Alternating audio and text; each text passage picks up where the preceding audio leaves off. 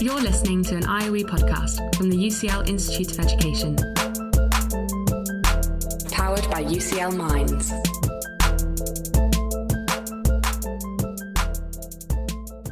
Hello everyone, and a very warm welcome to this IOE professorial lecture given by Professor Martin Mills on the subject of teachers and teaching, the politics of respect.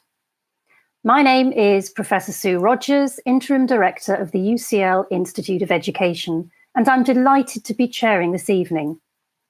Ordinarily, I would start these events with the usual note about what to do if the fire alarm sounds. Clearly, that's not needed today as we continue to meet virtually due to the COVID-19 public health measures. I do still have one housekeeping matter to cover, though, and that's to say, if you'd like to tweet about the lecture, the Twitter hashtag is #IOE Lectures, and please do join in. But let me get the proceedings properly underway by introducing our speaker tonight, Professor Martin Mills.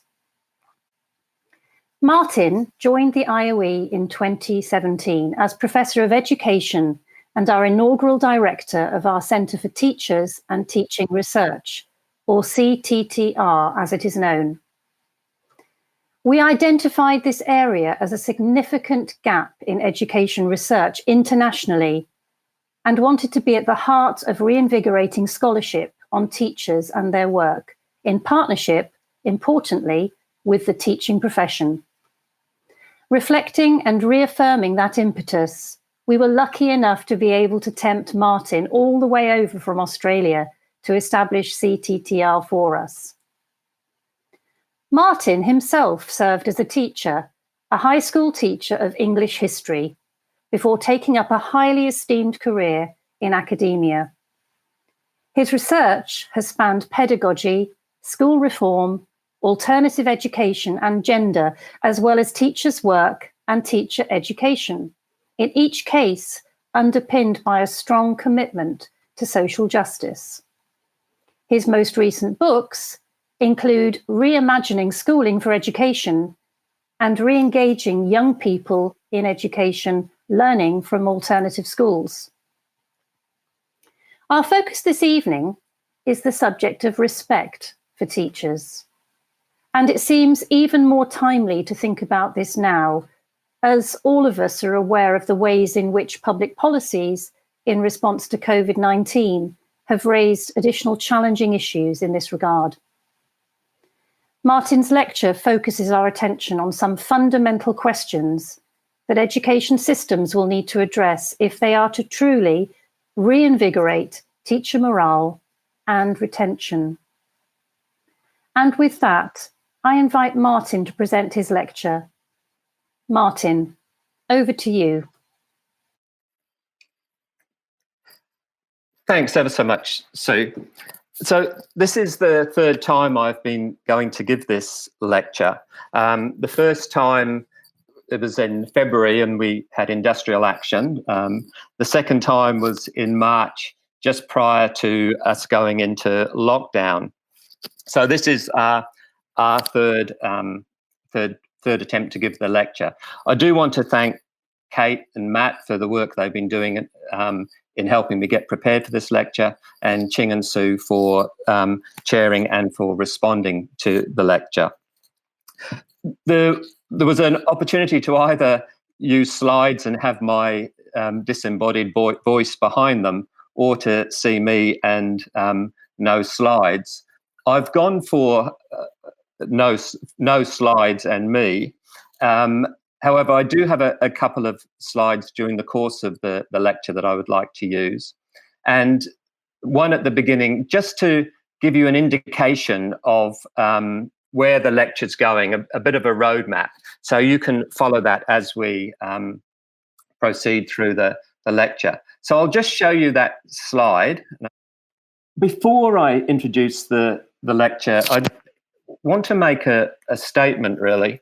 And I've thought about an appropriate way in which to do this, and it feels for me, in terms of presenting this lecture, that it's impossible to ignore what's happening in relation to Black Lives Matter and the disproportionate impact of COVID-19 on Black and minority ethnic communities. Had I been giving this lecture in Australia, I would have begun with an acknowledgement of country and of the traditional owners of the land in which we were meeting. I'd have paid my respects to elders past, present and emerging, and I would have recognised that the land had never been ceded. So in doing that, in thinking about this lecture, I thought I wanted to draw some, make some comment about Australia. I travelled from England to Australia as a young teenager on a boat and did most of my high school and university studies there. My family moved to Australia with the intent of looking for opportunities that didn't appear to exist for us in England at the time. Privileges and opportunities have come my way as a result of that move to Australia, but they come at a cost, and come at a cost for Indigenous people. I could talk at length about the statistics involving Indigenous people in Australia, but I just, especially given the Black Lives Matter protests at the moment, will focus on the justice system. Indigenous people in Australia only make up 3% of the population, about 28.6% of the prison population. Indigenous juveniles are 26 times more likely to be incarcerated than non-Indigenous Australians. And the fastest growing prison population in Australia is Indigenous women. Black deaths in custody has been a significant issue in Australian politics for many, many years. In 1991, there was a Royal Commission into Black deaths in custody with 339 recommendations, many of which have not been taken up. Since that time, there have been another 437 deaths in custody. There's not been one criminal conviction, despite evidence of, and in a state and in an area where I was doing research in a school and have written quite a lot about that school. There was a brutal death of an Indigenous man, and no criminal conviction was in custody and was recorded. On a boat from England 250 years ago, this year, Cook arrived in Australia, James Cook, in what later became known as Botany Bay. One of the very first acts on arrival was to shoot an Aboriginal man, Cooman. The shield through which that bullet passed, the Guigal Shield, is held not 250 metres from where I work in the British Museum, despite requests over and over again from his family for the return of that shield. So along with many other Indigenous artefacts, they remain in the British Museum. So I raise this at the beginning of the talk because I want to make clear that racism and white privilege are global discourses, all with local inflections. I want to draw connections between the first gunshots ever heard on the continent of Australia, to the Black Lives Matter protests around the world, and to my positioning now in Australia, in England, in London, and that there is making that connection between the racism that exists here and also exists in Australia. And for me, it's never okay to be silent on these issues. And so I wanted to use this opportunity to make that statement. I also raise it because throughout my talk, social justice will be ever present. I don't touch on issues of race and ethnicity in the talk, but they're never far from the surface. And I do intend to come back to activism at the end of the talk, to circle back. So the introduction to my talk. This talk, I've been thinking about respect for quite some time. I've interviewed lots of young people in schools, kids who've been excluded from school, potentially being excluded. I've interviewed their teachers. I've interviewed teachers around a range of issues. And the word respect has often come up. And I thought for a long time that I'd wanted to try and write something or do something on respect. And it sort of drifted into the back of my mind, knowing it was there, but I hadn't as yet addressed it. And then last year I went to a talk or an event with Jeremy Hodge and Becky Taylor, Antonina Tereshchenko and Becky Francis on their grouping study. And on the way back from that talk, I was catching the underground train home. And I don't know if you know those moments when you go to you wait for an underground to come, it finally comes, the doors open, and there's just you can't really get on the train. And I was at that moment waiting to leap onto this train, and I deciding whether to do it or not. And a young man was standing there in the doors, and he kind of gave me these sort of eye movements. Come on, you can do it, you can do it. So I jumped, and he kind of pulled me in. And as a consequence, we started chatting about where I'd been that evening and what he was doing. And then he said, "Oh, were you a teacher? Are you a teacher?" And I said, "Oh, no, I used to be an English and history teacher." And he said to me, "Thank you for your service." And I was kind of a bit sort of strange, it was a strange sensation. It's sort of something I associate with, National Health Service or sometimes in America talking to people who are in the armed forces. I'd never experienced that before. Anyway, we had a long kind of chat on the tube.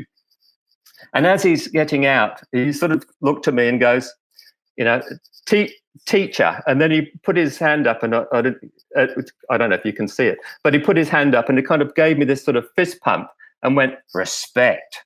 And at that point, I thought, and I sat on the tube for some time afterwards, thought I really want to do something with this respect and this notion of respect.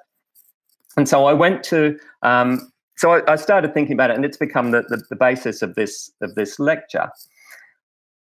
What was interesting for me in that respect comment from him is he knew nothing about me, whether I was a great teacher, terrible teacher, how I treated young people or anything. It was as a group. He was thinking of teachers as a group and a respect for them as a group. And I think that raises really interesting issues about the nature of teaching and about how we respect teachers. As a consequence, I bought this book when I was Richard Sennett's 2003, I think you can see it, Respect in a World of Inequality. And I did dabble in with it every so often, including about 30 minutes ago, and always find something new in it. And trying to work my way through understanding what might be meant by respect. There's kind of two ways in which you can think of respect. And I also engage with some of the management literature on this. And there's a nice paper by Rogers and Ashforth in the Journal of Management, where they talk about respect in organizations. And they talk about two different kinds of respect: individual or particularized respect. So the respect that you might feel as an individual in terms of how you're treated by your colleagues, how you're treated by your bosses, and so forth. But there's also a professional or generalized respect, how you might be respected as a result of the job or the occupation you have. And I think that's the kind of respect that I was trying to get my head around. And Richard Sennett's book tries to unpack this notion. It's a sort of strange concept, he says, and I kind of feel that in many ways when I was trying to prepare this lecture. So Richard Sennett says, look, it's not status. It's a bit like status.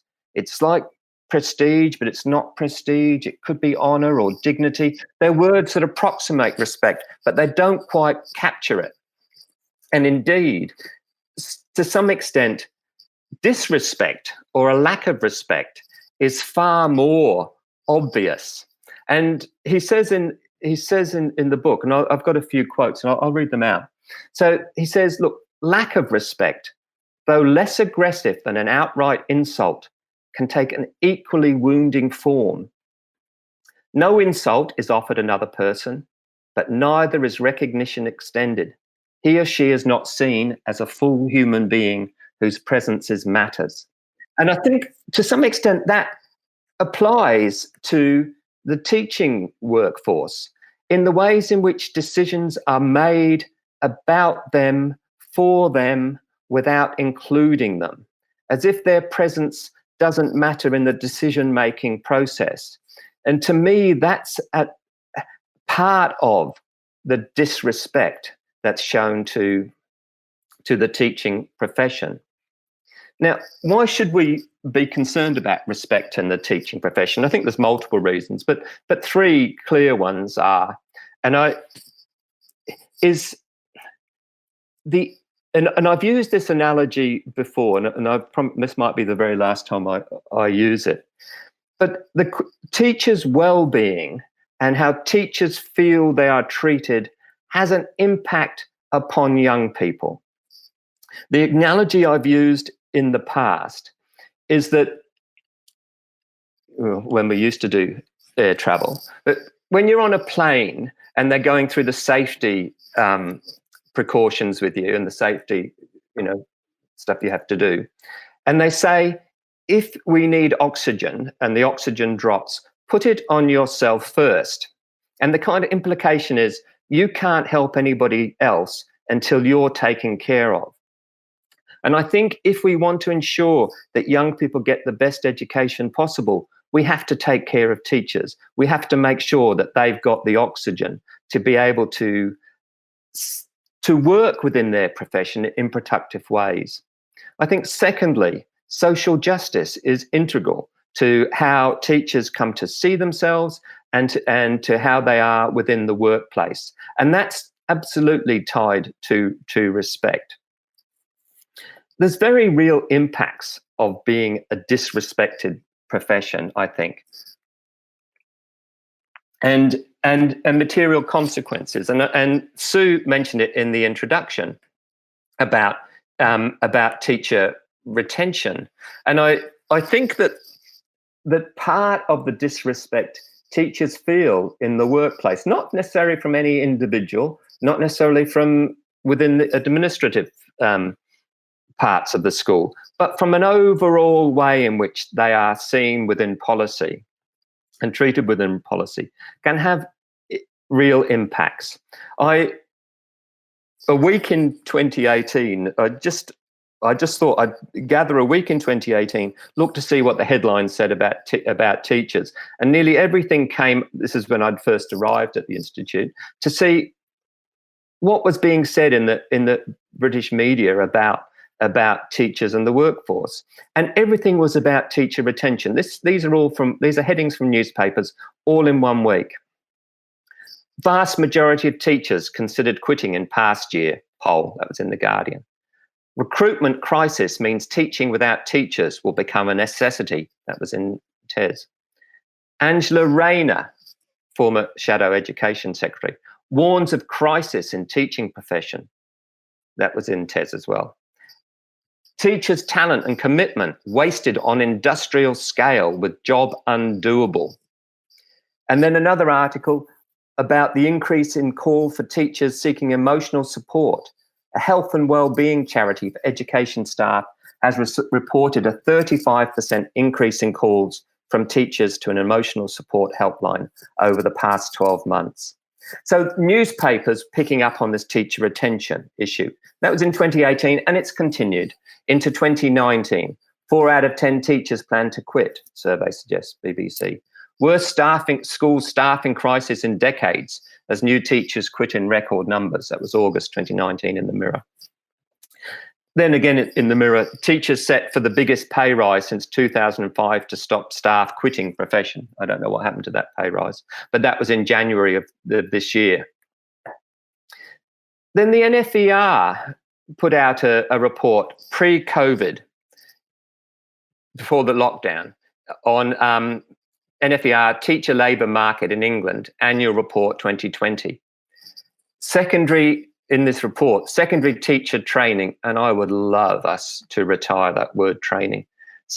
I would use secondary teacher education entry, remains below target. Recruitment in shortage subjects is below target. Fewer newly qualified teachers being retained into their second year. 1 in 7 don't make it into the second year of teaching. And the DFE stats also indicate that a third of teachers, newly qualified teachers, don't get past 5 years. That's huge attrition. Language teachers, shortage of supply, definitely been increased. The shortage has been exacerbated, this report indicates, by the Brexit referendum. So there's an issue all pre-COVID, to issues around teacher shortages, trying to get enough people into teacher education being a real issue. There has been some change since the rise of COVID-19. An EPI study, Education Policy Institute study, released in June 2020, looked at the impact of COVID-19 on the attraction and retention of teachers. And they mentioned in their report that we expect roughly 1,800 more graduates to go into teacher training, teacher training programs over the next 2 years, which would reduce recruitment shortages between 20 and 40%. So some joy there. And they also indicate thousands of teachers are likely to remain in the profession when then they would have otherwise quit. Now, that all seems positive and is positive, but will they stay?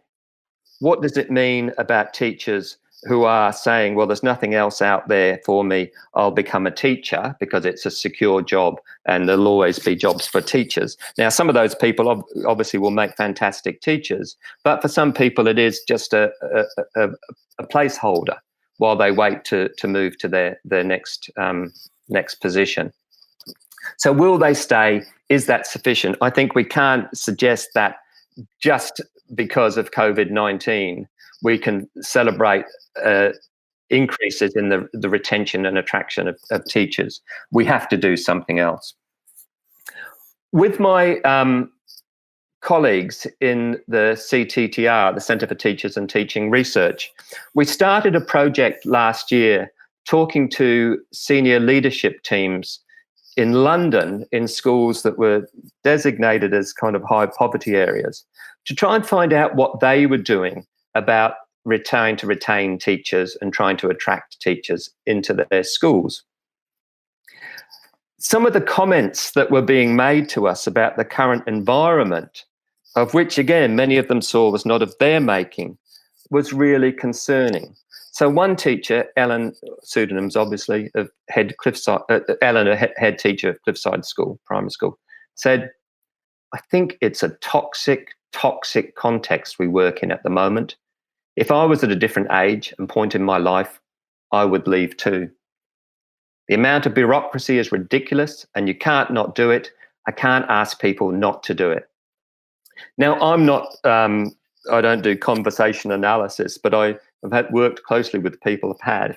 And if you see a sentence like, I think it's a toxic, used twice, quite emphatically, that there is something going on here in that environment that is a real concern about how you would keep teachers in those environments. Now, at the same moment that we were doing that project, the government, the DfE, released its teacher recruitment and retention strategy in 2019. And if you look at that strategy, there's lots to like about it. So it talks about 4 kind of arms to its strategy: creating a more supportive school cultures and reduced workload, transforming support for early career teachers, making sure teaching remains an active career as lifestyles and aspirations change, and making it easier for great people to become teachers. I've always thought it should be making it easier for people to become great teachers rather than great people teachers, but that's by the by, I guess. So within those 4 elements, again, some quite positive things are said. So to reduce excessive workload, they will help create the right climate with head teachers and other school leaders to establish supportive school cultures. At the heart of it, they'll reform the accountability system. For early career teachers, we will transform support for early career teachers, introducing the most significant reforms to teaching since it became a graduate-only profession, backed by a substantial extra investment. And that's from which the early career framework has evolved. And Mark Hardman in our centre, with other peoples in the centre and elsewhere in the IOE, are currently doing an evaluation of aspects of that early career framework. Part of it is a 2-year support package for all new teachers with some reduced timetable and a dedicated mentor. So the third thing was to make it an attractive career, where they say they'll build on the foundations of the early career framework to support teachers, whatever their expertise or circumstances, to pursue the right career opportunities for them. And fourthly, they'll make it easier to become a teacher. Now, some concerns about making it easier to become a teacher, which might become evident as I talk further. But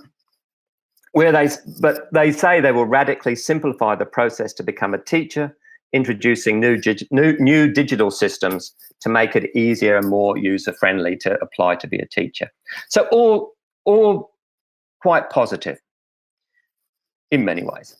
We asked many of these senior leadership team head teachers what they thought of this policy at this moment.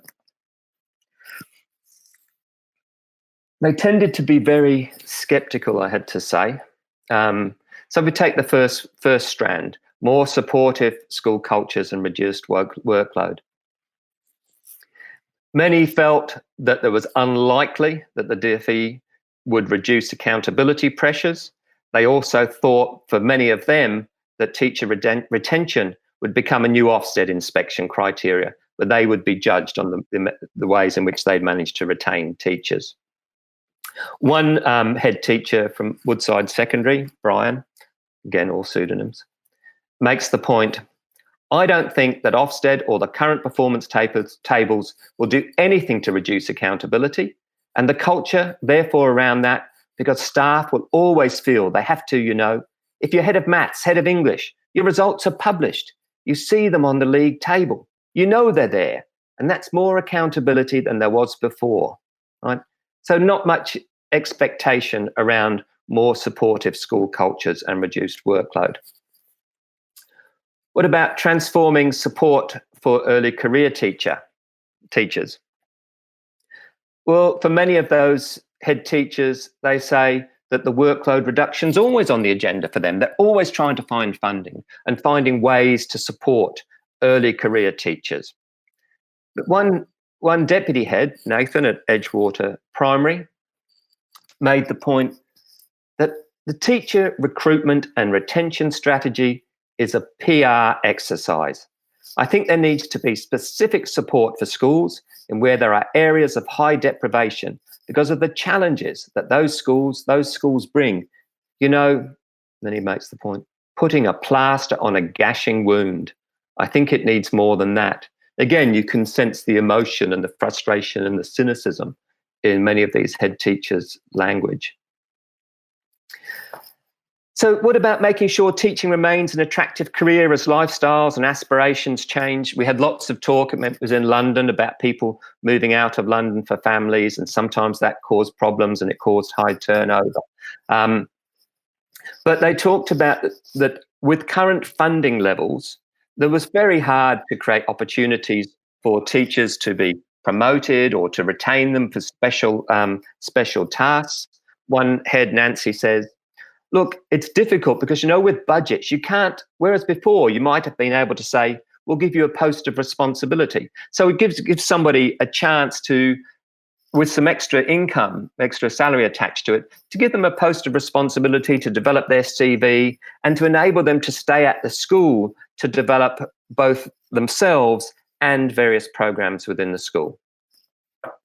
And the last one, the fourth one, to make it easier for great people to become teachers.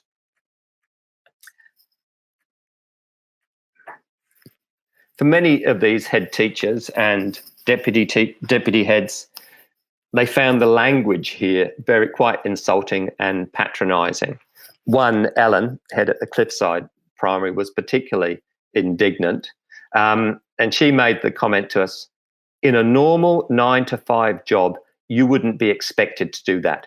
I find this insulting, making it easier, as if we're not great.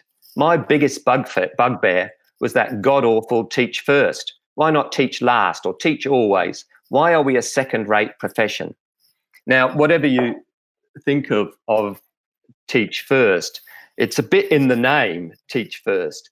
The notion that teach first and then go on and do your real career, I think is what upset Ellen. But the point is that the idea of making it easier and kind of being dismissive of existing teachers was the way in which this document was read. Now, it's worth having a look at the policy document and looking at some of the names of the people who've signed off on it.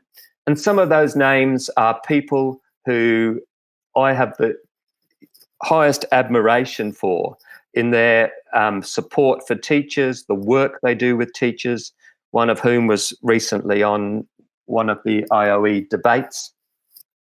And it's thinking like many of the people who are putting that together are really well-meaning. I don't think it's a sense in which of how can we get teachers, but somewhere there's a cynicism that's developed. And for me, to come back to my talk, is it's about disrespect. It's the notion of the disrespected teacher. And that disrespect has bred a form of cynicism and a form of sense of people sensing that it's a toxic environment and that they wouldn't work in that environment if they didn't have to.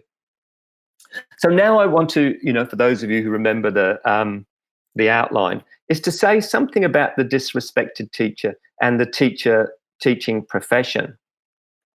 There's a lovely paper by Raewyn Connell in Critical Studies in Education, Good Teachers on Dangerous Grounds Towards a New View of Teacher Quality and Professionalism.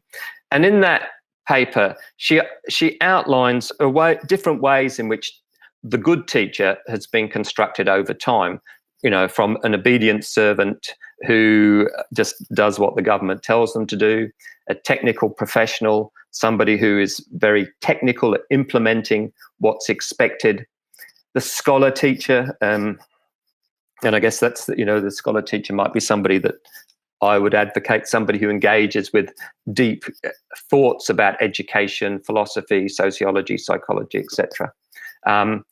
But she then argues that we've become now, it's more about the good teacher is the competent or auditable teacher, somebody who can be audited, who can be determined whether you are able to tick boxes to say whether they're meeting certain performance standards or certain criteria. And indeed, in virtually every location that I know, there's sets of teaching standards being developed. And that's the case obviously in England. And those teaching standards, and so, the ones in England, and had I been presenting this, I would have gone to the DfE website. The ones in England, when you first read them, they sound okay. Set high expectations which inspire, motivate, and challenge pupils. Promote good progress and outcomes by pupils. Demonstrate good subject knowledge. Plan and teach well-structured lessons. Fulfill wider professional responsibilities. Make accurate and productive use of assessment. Manage behaviour. But when you start to really think about them, and this is Connell's point, and also in a lovely paper by Judith Sachs that I'll mention in a moment, they can be set up as tick boxes. I've set high expectations, tick. I've promoted good progress and outcomes by pupils, tick. So there's no kind of thought about the complexity of teachers' work. There's no it's kind of reductive and a complete absence of educational theory. Take two areas, for example. Demonstrate good subject and curriculum knowledge. If you think about education as a discipline, two things that belong in education, and only really in education, is curriculum, understanding of curriculum.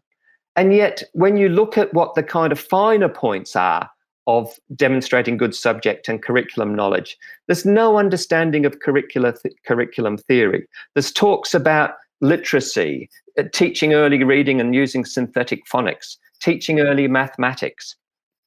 No engagement, no requirement that teachers engage with questions, and some questions which are really important questions around powerful knowledge is, for instance? What knowledge should be in the curriculum? What's the best knowledge? If we provide knowledge that's so disconnected from people's worlds and yet holds cultural capital, should we be teaching that knowledge to young people who don't have access to cultural capital, or should we be trying to tap into their worlds? Key questions. None of that is part of this of these standards. It's all, as I say, tick box. The same with assessment. Assessment, again, is something peculiar to the discipline of education, and again, limited. Know and understand how to assess the relevant subject and curriculum areas. Make use of formative and summative assessment to secure pupils' progress. When you think about the depth of assessment and assessment literacy, really, that teachers need, none of that is mentioned here. I think of when I was a teacher, one of the things that was expected is that you would try to learn from your assessment. So when as a teacher, you would learn.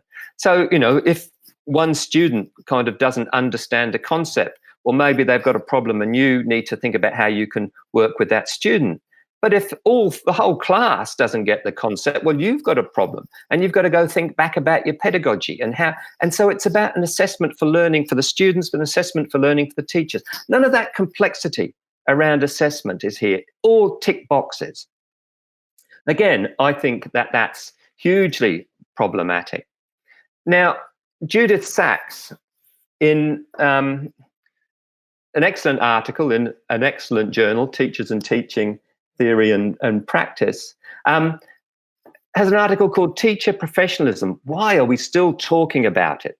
And she wants to argue that we need to be seen as teaching needs to be seen as a mature profession. And she goes on to argue that with the current focus on regulation and teacher standards, we actually don't provide an opportunity for teachers to engage in authentic professional learning, so that we need opportunities for teachers to think about their own learning, not being regulated. She also says that in the long term, that leads to a teaching profession that's timid in their judgments. And she goes on, and this is a reductive nature, whose skills are reduced and whose perception in the community is that of a technical worker. And I think that's what we need to move beyond if we want to think about a respected profession.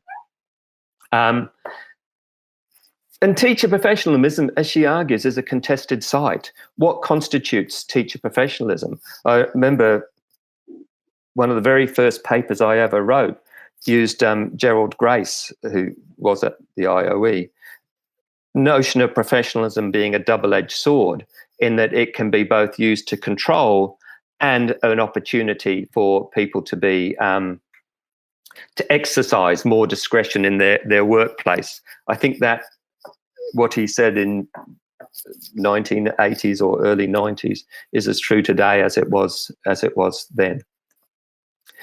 I'm going to in a moment show a couple of slides, but I just want to make a couple of points, because I've mentioned accountability a couple of times, and it's easy to be typecast or to be suggesting that I'm saying that teachers shouldn't be accountable. I have no problem with accountability, right? But it's accountable for what and to whom. And I think we have to think about what is important in our jobs and who should we be accountable to, in the same way that any other profession.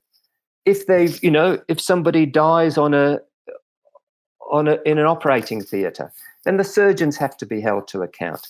If a lawyer does a terrible job in a court case and someone ends up getting life in prison, then they need to be held accountable for not doing their job properly.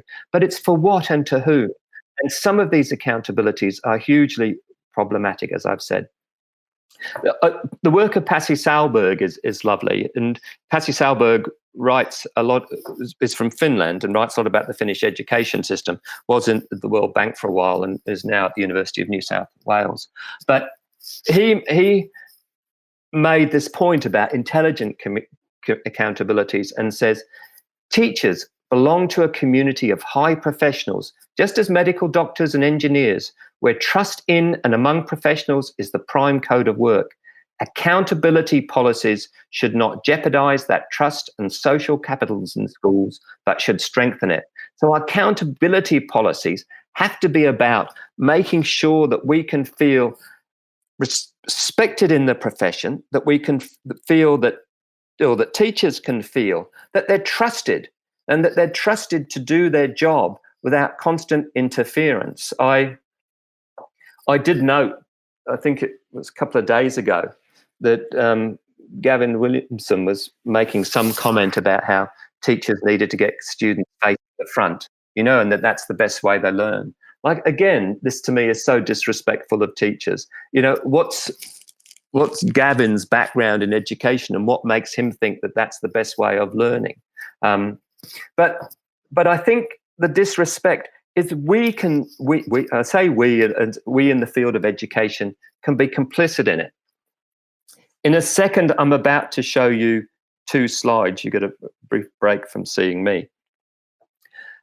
The slides were given to me by a very, very close family member who said I wasn't to mention her name. And she's been through them to make sure that the schools are completely anonymized. And just to show how sometimes these matrices and these accountability processes can play themselves out in such disrespectful ways. So Matt, if you could just put the first slide up briefly. And so this slide, can you see that now? Okay. Yeah, thanks, Matt. So this is a slide from a school, and it's staff expectations. Down one side, you probably can't read it all at the moment. Down one side is this slogan they have about responsibility, integrity, support, and effort. And then things you had to do at all times in the learning environment and in the staff room. Actually, probably because so the red ones, because I imagined that putting this up as a PowerPoint slide and people wouldn't be able to read. So I'm just going to highlight the red ones. So if we can go to the next slide, where I'm just showing you the red ones. And I just want to raise this so briefly, but this is what staff are being told at all times. Remember that the behavior you walk past is the behavior you accept, right? So if somebody says something and you don't pull them up, well, then you've agreed to that behavior. While you're out in the playground, make sure you're picking up litter, just like you expect the kids to do. Then, this is clearly, pre-social distancing time. Greet students as you walk through the grounds, smile, shake hands, give high fives. Don't wear hats inside the classroom, Get to the students beat your students to the classroom. Keep students in for the required detention when they arrive late to class. To me, this is kind of the epitome of a deprofessionalizing, disrespectful way in which to treat staff. How many places lawyers' chambers would you go into where they'd have a little matrix, matrix up on the side saying, make sure your tie's on straight. Don't forget to stand up when a client comes in the room. Like, that wouldn't happen. And this, to me, is kind of demeaning and disrespecting of our teaching profession. So we can take that slide off. It was just trying to illustrate the point that sometimes we don't always necessarily help ourselves, and that we have to be ever vigilant of such kinds of disrespect. So keeping teachers in the profession, Schaefer, Long and Clarendon make the point, and it's a nice point, I think, that it's not just about how do we keep people in the profession, but how do we sustain them in the profession so that they're excited about working in the profession. So as they say, that they feel fulfilled and seeing themselves make a strong contribution. Contribution is a key word, right? And so I think that this now comes to the workplace and issues of social justice in the workplace and of respecting teachers.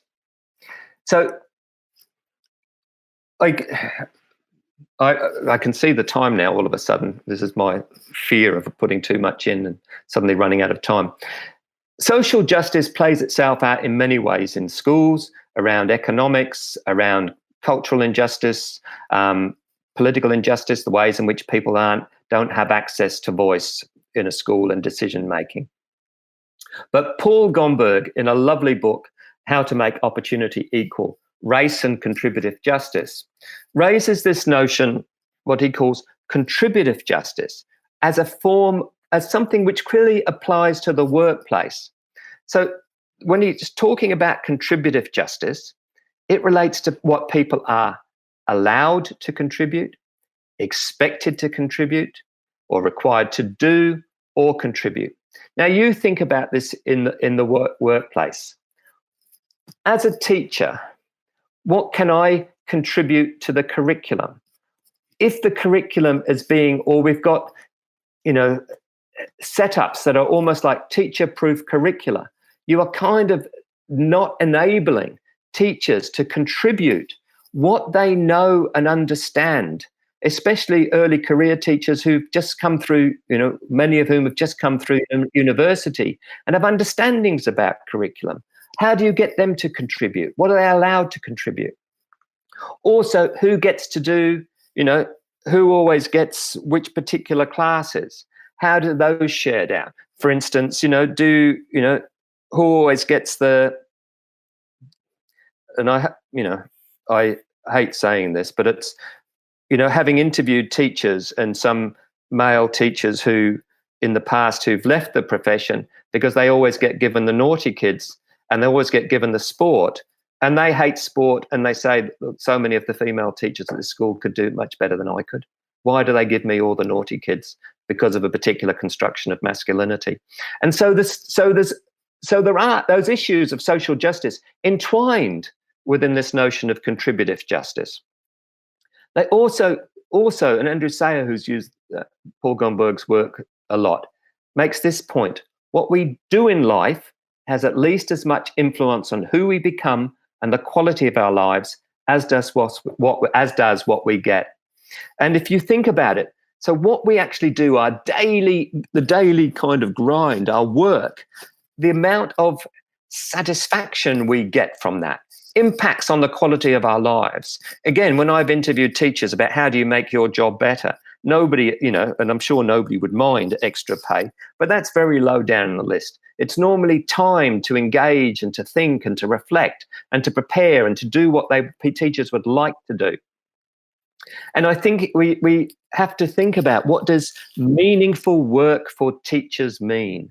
And that is about respect. And again, Gomberg draws on this notion of the separation of conception of a task and its execution. And that in incredibly hierarchical systems, we have something where somebody conceives the idea, then sets out, and other people have to execute that idea, and where they have no connection back to its conception. And that's and its extreme manifestations. It's kind of the assembly line idea, where you're sitting on one point in the assembly line, continually doing something, having no idea where the part fits that you're putting together, and so on in whatever machine. But in teaching, that's increasingly the conception and execution are being separated, and that work is only meaningful when those two things are pulled together. Getting very close to the end. So if we want to have a respected teacher's profession, and especially we want to have a teacher's profession that we can call, in Judith Sachs' terms, mature, we need to recognise both its intellectual labour and the emotional labour that's involved in teaching.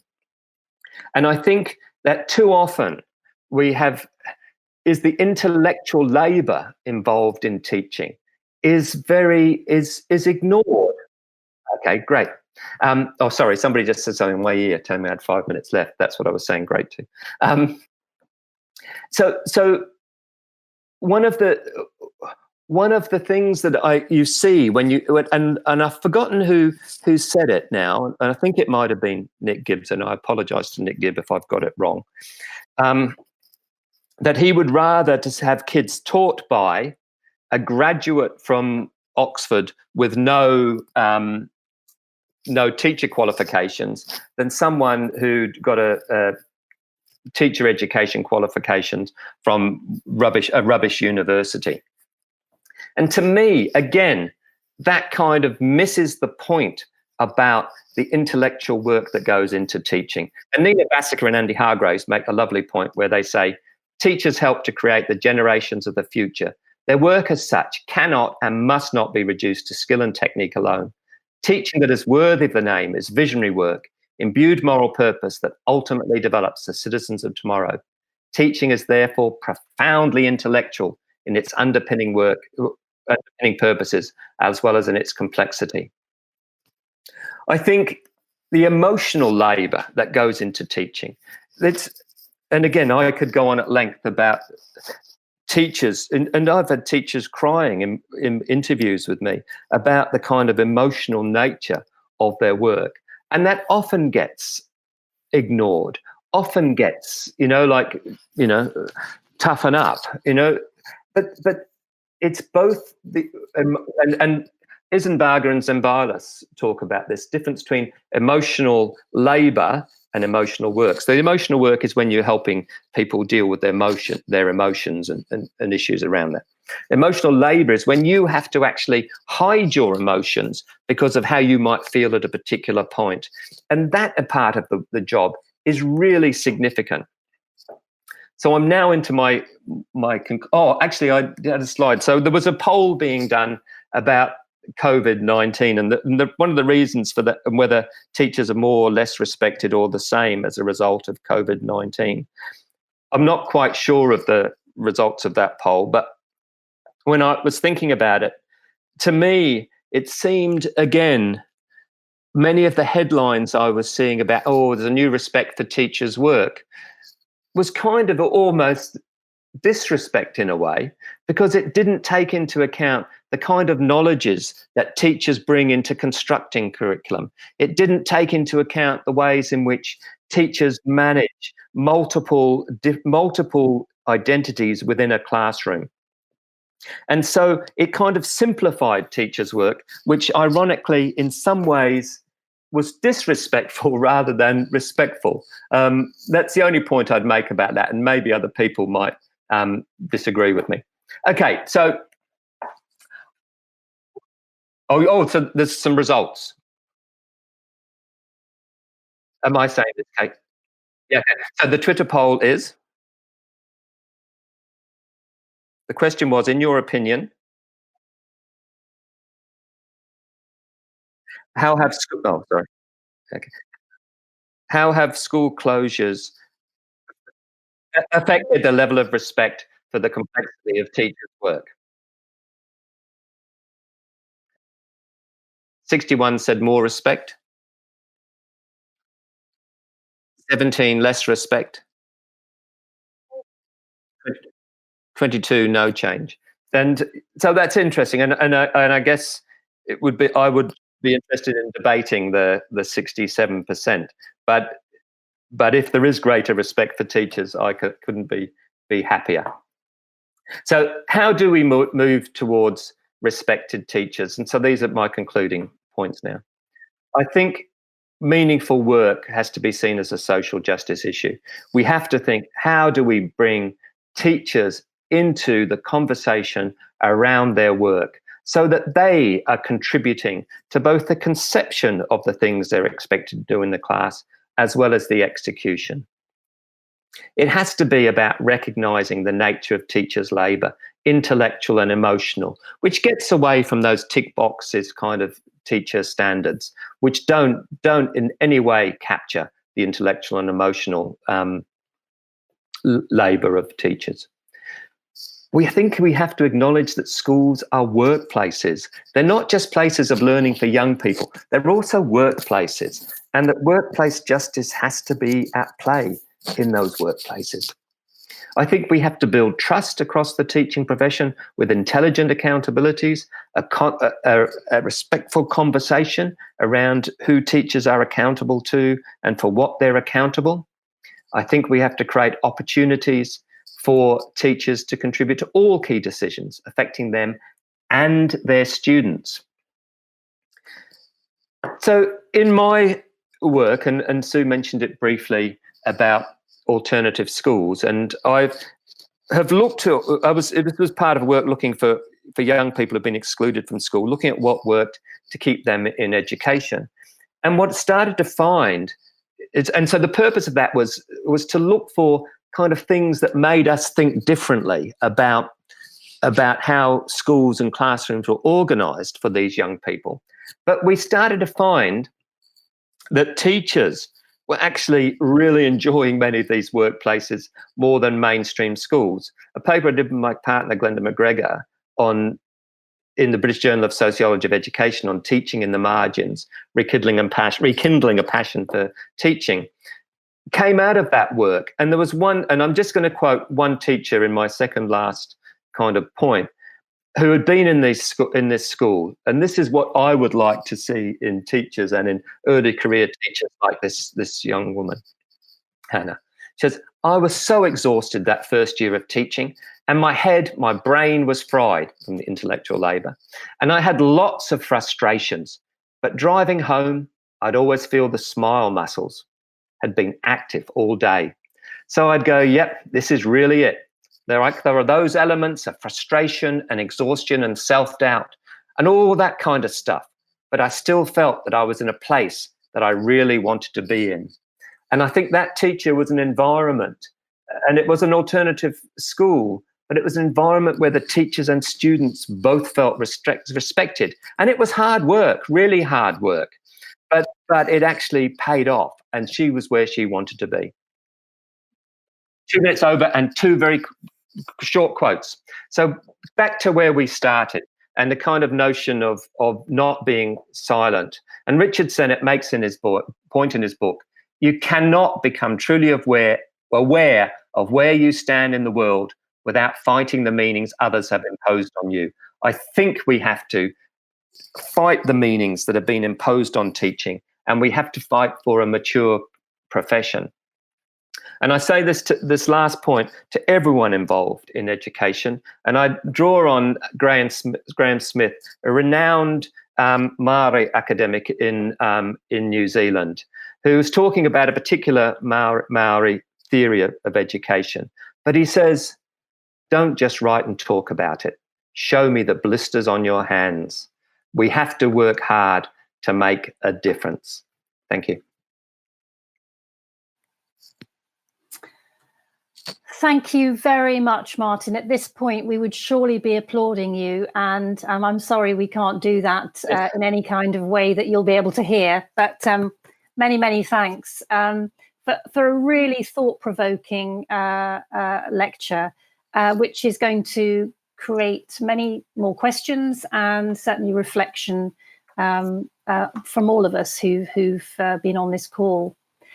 As is customary for our professorial lectures, we will now hear a brief response from a colleague, and I'm delighted to introduce Ching Gu, our Professor of Leadership in Education here at the IOE. Ching's research focuses on teachers' work, their lives and effectiveness, as well as school improvement and systemic change in education. That work includes numerous prestigious studies of education reforms in the UK and internationally, and importantly, their impact on teachers.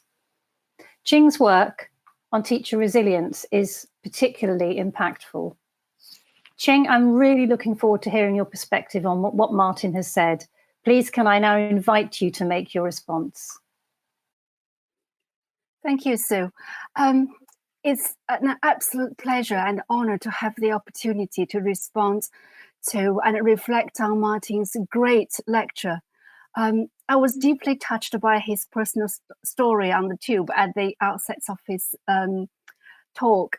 And there are so many great ideas. I was sitting here thinking I really agree with Martin very strongly and emotionally strongly about the meaningfulness of the profession. So the ways that Martin unpacked the notion of respect and teaching led to 5 reflections that I would like to share with you here.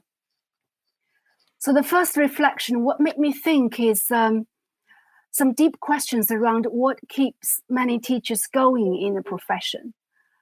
The notion of professional fulfillment came to mind, and the way that we phrase in our work and also in the literature that professional fulfillment should be seen as teachers' entitlement.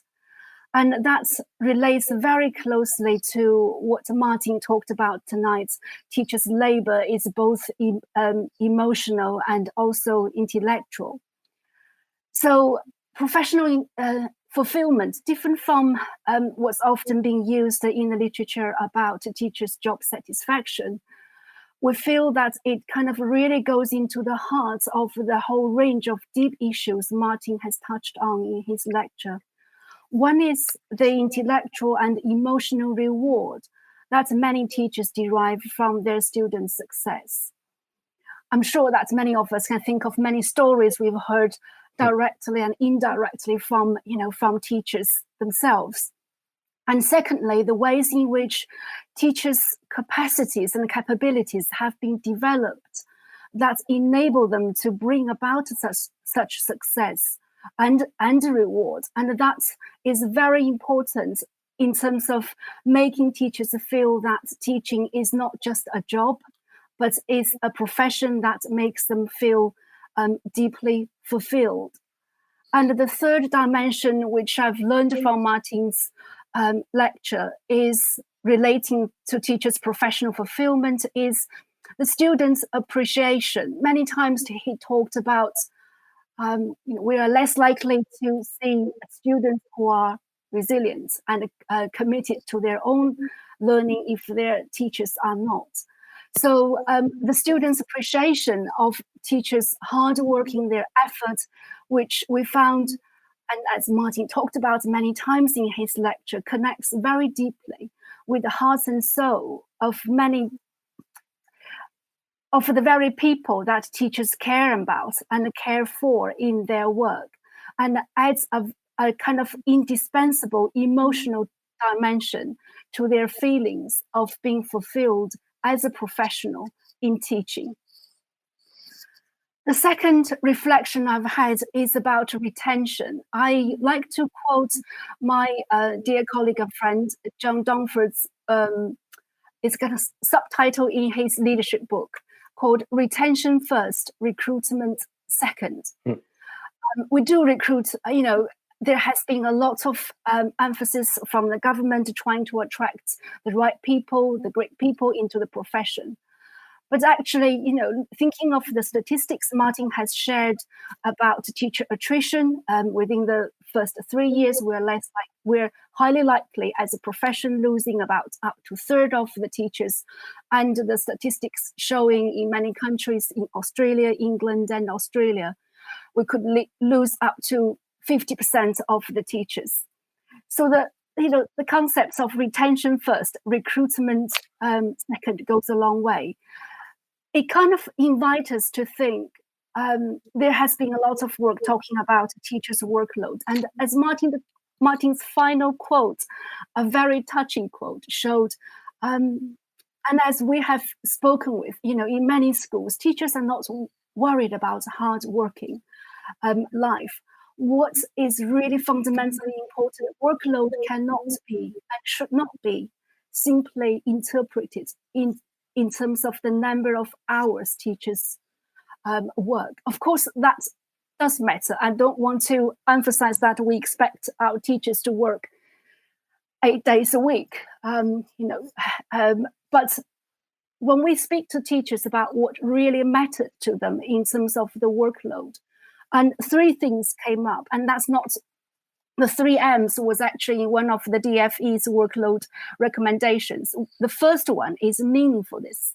The second one is motivational. Teachers will really have to feel that this workplace gave them the opportunities to learn and to feel motivated, and their students are motivated to learn. And the third one is manageable. Of course, there are certain hours and we can't expect our teachers to finally break. So that goes back to what Martin has emphasized again and again in his lecture about sustaining teachers' passion for learning and sustaining their desire to make a difference and continue to make a difference over the course of their professional lives. And that, for us, if I dare say, on behalf of Martin and me, profoundly defines the nature, the meaning of the teaching profession. And the other retention point I wanted to make is the retention first, recruitment second is the recent research evidence on teacher retention has been consistently reporting that teacher leavers are not necessarily escaping from pupils' poor behavior, as we often see from the government reports. I've been to the worst, the most deprived communities, and to visit what we call, in our earlier work with Christine and Pam Salmons, oasis schools. In those kind of schools, despite children's backgrounds, we see collegiality between teachers. We see the many teachers telling us that they feel respected and feel valued in that work context. So I really liked what I have read in the last 5 years, and we wanted to test our hypothesis in England. Unfortunately, the research, the DFE put the plug. The evidence over the last 5 years from the USA is telling us, teachers are when we talk about retention, many teachers are escaping from poor leadership, and associated with that is dysfunctional school cultures where teachers teach behind closed doors. And so what it's telling us is the importance of the conditions and environments of teachers' workplaces, as Martin has also addressed very strongly in his lecture. The third reflection is talking about retention is not just the physical retention of teachers, keeping teachers physically in the profession, in the classrooms. It's actually it's what matters most is the hearts and minds retention of teachers, which is related to what Christine and I have written in our work on the new lives of teachers. We say it's a quality retention of teachers that matters. We liked Susan Moore Johnson's work in Harvard on teacher retention, and their argument is the physical retention of teachers in and of itself is not a worthy goal. Instead, student learning is a goal, and schools must seek to return teachers who demonstrate that they are skilled and effective in the classroom and are committed to student learning. And this just, reminds me of what Martin said in the story in 2 minutes left in the tube. I won't elaborate a similar story, but it's about what really matters as schools. That links to my fourth reflection is sustaining teachers' passion for learning and teaching is more than an individual responsibility. There is a myth that teachers typically improve over the first 3 to 5 years and then they plateau. But the Sutton Trust report in 2014 shows very strong evidence, and also we can see in other research that teachers working in schools with more supportive professional environments continued to improve significantly after the 3 years, i.e. they do not plateau.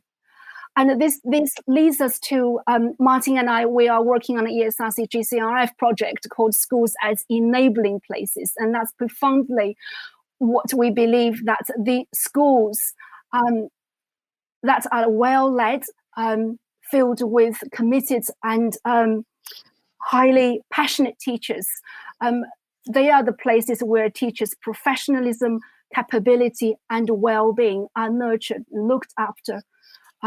Where teachers feel that they talk about not just only individual learning, but also more importantly, the concepts of organizational learning, the healthy individual and collective learning and achievement cultures in schools that enables teachers, to found their continuing professional learning and personal fulfillment more than job satisfaction through their work. Because this is important. The notion of organizational learning as compared to individual teachers' professional learning and development is far more important for retention, because it influences, as we know from research, how teachers feel about their work. I've got one more reflection and I will shut up. It's how they influence how teachers think about themselves as professionals. And finally, relating to what Martin talked about, the contribution enable them to continue to sustain their commitments to contribute to the learning of their students. My reflection 5 is about respect. Valuing and respecting teachers is a social, political, and societal responsibility. And just very briefly, I wanted to address what Martin said in his conclusion. Innovative education and pedagogy can't happen without respected teachers. And what really is meaningful in our conversations about teacher retention is the meaningfulness of the professionalism in their workplaces. Final remarks, 3 statements. Becoming a wonderful teacher or a great teacher is a lifetime affair. And that's Mayer's quote in 2010, one of my most favorite quotes to describe the lives of teachers. And second, getting the right people into the profession and importantly, developing them to become great teachers matters. Finally, the environments in which teaching and learning take place will continue to change. And if they are to sustain their capacities to teach to their best, teachers will have to learn to live new lives. Thank you. Thank you so much, Ching, for a brilliant response, and again, raising so many important questions. As we approach the end of tonight's event, I just want to make a couple of points myself, if I may. The poll said 61% thought that as a result of the pandemic, that there was more respect for teachers. So I leave you with this question. Can we capitalize on this moment then? The complexity of teachers' work with children and young people has become more visible, perhaps, and more widely known to the public. So perhaps there's some potential there.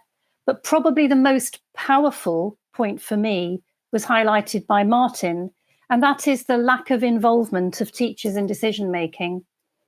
And perhaps this is the space in which we might rebuild that respect. And I wonder, and I'm going to ponder on this, I think, a lot after tonight, how can we help that to happen? It seems absolutely key in this. So I guess that brings us to the end of proceedings. Unfortunately, we can't follow this with our usual drinks reception, which is always such a lovely occasion. But perhaps we can all charge our glasses at home and continue the discussion via social media. And I would really encourage all of you online today to participate in that. If we want to make meaningful change, let it start here. So thank you very much. We've got lots more events to come, so please do keep an eye on our website. We really want to engage with our community of teachers and more widely. So please do log on. And that just leaves me to say a very warm thank you to all of you, to Martin for his brilliant lecture, to Ching for her response. Have a very good evening and hope to see you soon.